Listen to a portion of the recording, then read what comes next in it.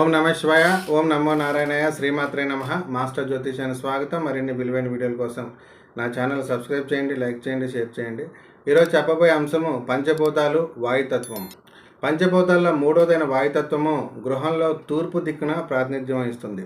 ఈ వాయుతత్వము అధికారానికి, హోదాకి, సమాజంలో పేరు ప్రఖ్యాతులు, గౌరవ మర్యాదలకి సంబంధించింది. ఎవరికైతే గృహంలో వాయుతత్వం లోపిస్తుందో ముఖ్యంగా ఉపాధిలో ఇబ్బందులు వస్తుంటాయి, ఎదుగు బొదుగు ఉండదు. అదేవిధంగా సమాజంలో సరైన గుర్తింపు, ప్రాధాన్యత ఉండదు, నాయకత్వ లక్షణాలు అనేవి ఉండవు. కాబట్టి ఈ సంబంధించిన రంగాల్లో ఇబ్బందులు పడతారు. ఆరోగ్యపరంగా చూసుకుంటే చర్మ వ్యాధులు, పైల్స్, తర్వాత కీళ్ళ నొప్పులు లాంటివి వచ్చే అవకాశం ఉంటుంది.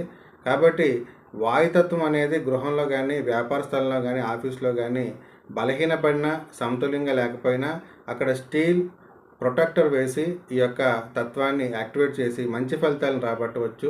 శుభం.